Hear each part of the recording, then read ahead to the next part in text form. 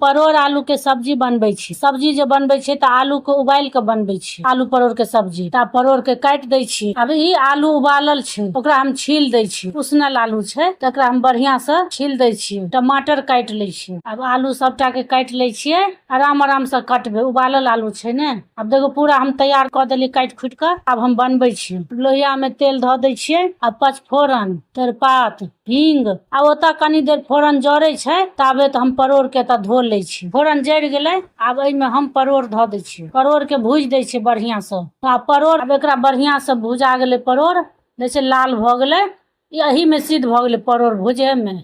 अब हम आलू दै छी, टमाटर, अब हरैद दै छी, अब नून, धनी, मिरचाई सबटा के ध देलियै।